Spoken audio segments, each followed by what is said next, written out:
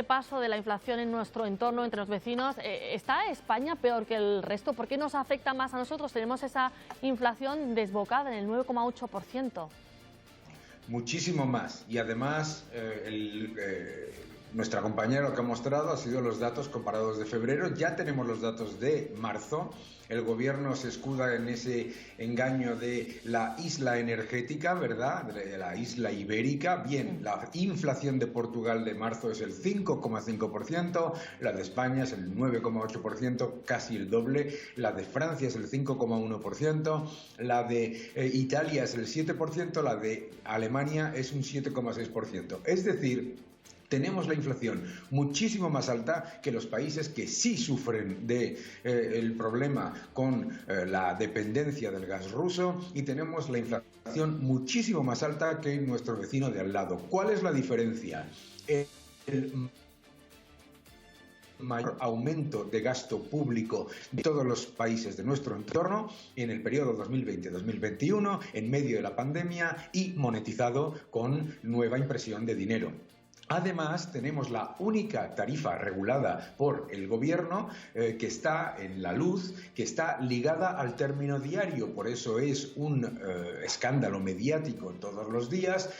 ¿Cuánto sube el precio de la luz? Eso no ocurre en Portugal o en cualquiera de los otros países de la Unión Europea que ligan el precio de la tarifa regulada por el gobierno, repito, al mercado de futuros, no al diario.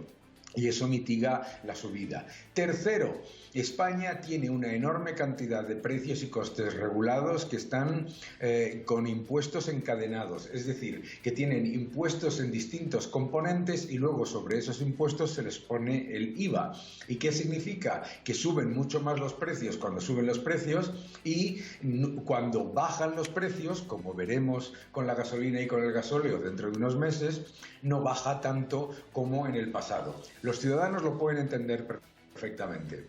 Cuando el petróleo estaba a $140 el barril, la gasolina estaba a alrededor de 1,3 euros por litro. Y con el petróleo ahora a 110, es decir, muchísimo más bajo en términos reales, la gasolina está a casi 2 euros. Tenemos una enorme cantidad de costes que se están incluyendo en los precios de los ciudadanos, en la parte energética y en la no energética. Y finalmente hay otro factor, que es el aumento del coste de la vivienda. Se ha ahogado la oferta de vivienda por todas estas últimas leyes que se han puesto, y nos encontramos con esos factores que encadenan una inflación muy superior a la de los países de nuestro entorno. Porque el gobierno lo que está haciendo es un plan que son parches, fundamentalmente son cosas que ya estaban aprobadas con otras que no tienen ningún efecto sobre la inflación, y sobre todo que la inmensa mayoría de esas medidas actúan sobre consecuencias de la inflación, no sobre las causas de la inflación.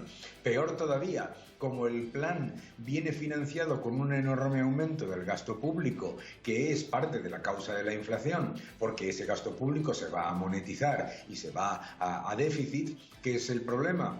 El problema es que ese plan para actuar contra la inflación probablemente lo que termine haciendo es enquistar la inflación subyacente, que es la inflación excluyendo el precio de la energía y de los alimentos. Entonces, el plan, ya lo ha dicho Funcas, ¿no? Primero, son todo medidas coyunturales, no tienen nada estructural.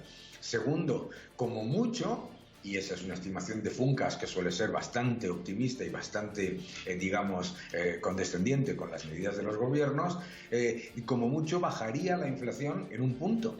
Claro. Entonces, lo que está haciendo el gobierno con todo esto es literalmente cerrar los ojos, aguantar la respiración y esperar que el precio del petróleo, del gas, de los alimentos y de la vivienda baje por otras cuestiones, claro.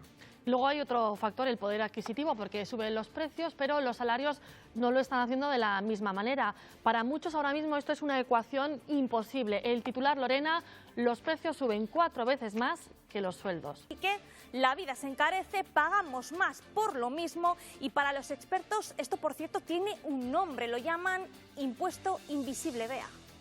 Impuesto invisible, gracias Lorena. Daniel, no sé si es el momento de darle una vuelta al tema de los sueldos, porque es verdad que el poder adquisitivo cada vez es más pequeño.